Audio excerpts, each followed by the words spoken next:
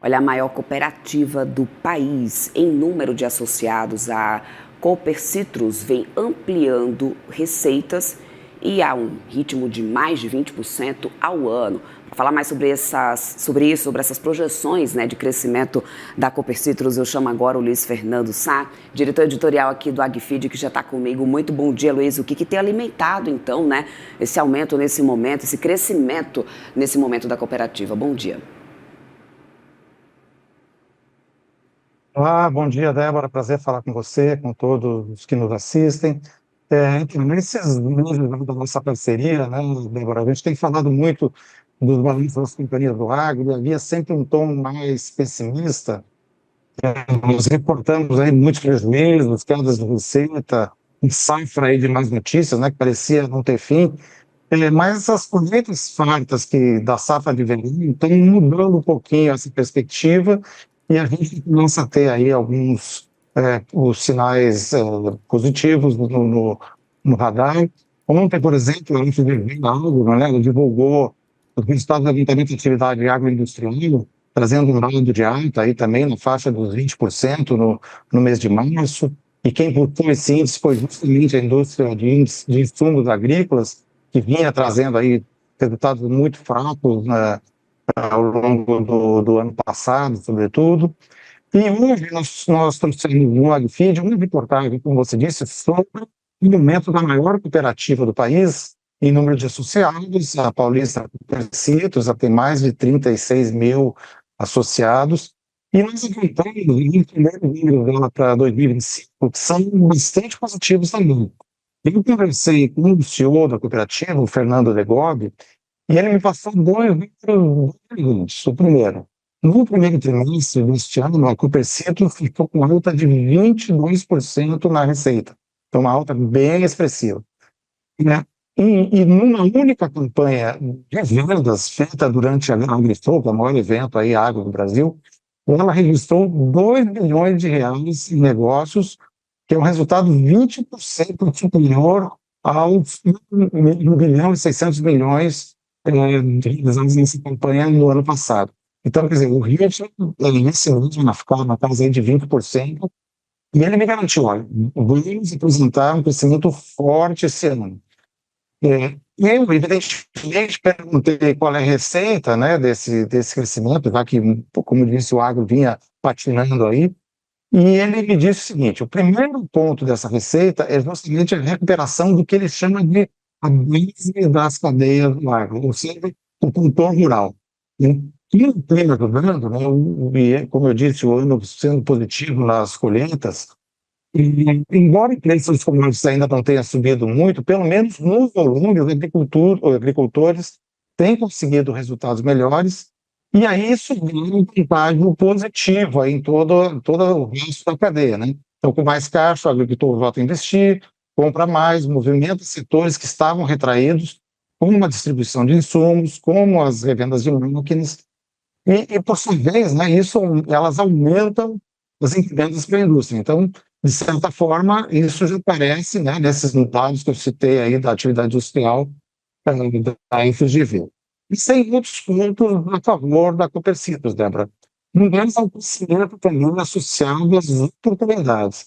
Veja, as cooperativas são importantes canais de distribuição de insumos e máquinas, e a Copercitrus está entre os maiores do Brasil nesses segmentos, e ela tem aproveitado o fato de que muitas das empresas desse setor viveram aí períodos de dificuldades no ano passado, fecharam lojas, encolheram, para ocupar espaços deixados por elas, sobretudo nas suas áreas de atuação.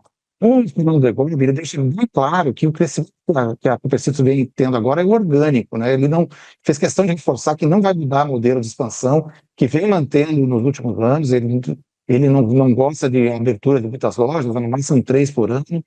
A ideia dele é ampliar sempre nas lojas que ele tem em cerca de 70 municípios, em estados como São Paulo, Minas Gerais, Goiás e Mato Grosso. Então, e a ideia mesmo é essa: não vai abrir, talvez esse ano, 2 ou 3 no máximo.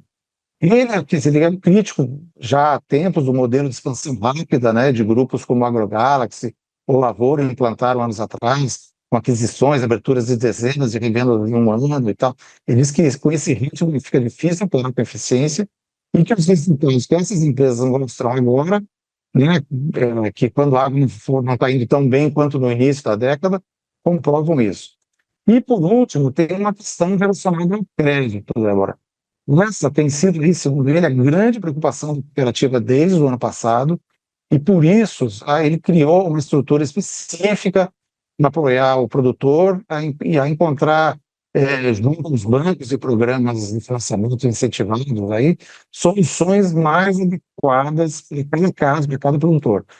Há um ano, inclusive, o Agfid antecipou essa informação, e Copercitos criou uma fintech chamada Fincop, que é uma plataforma que conecta os seus associados ao mercado de crédito e traz vantagem aí nas duas pontas, né? A questão é que como a cooperativa já conhece muito bem o histórico de cada cooperado, ela consegue fazer análises de risco bem mais efetivas, que é uma grande dilema aí da maioria dos bancos, na hora de emprestar dinheiro, você mensurar esse risco, né?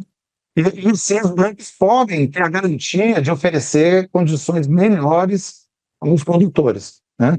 A inadimplência média hoje, por exemplo, dos cooperados da Copercitos, é em torno de 0,5%, bem baixa, bem abaixo da média aí da inadimplência do setor agro, que a Serasa divulgou dias atrás, que ficou na faixa aí de 7,6%. Então, você vê a diferença, né? E com essa vantagem aí de ter essa inadimplência tão baixa e um conhecimento dos produtores, do histórico dos produtores, a Copercitos tem conseguido reverter isso em empréstimos aí mais baratos para os seus cooperados. E, recentemente também, olha, a Copercitos anunciou, por exemplo, um convênio com a Agência de Fomento Paulista Desenvolve São Paulo, no sentido de criar uma linha de crédito específica para um programa para financiamento de investimentos em tecnologia.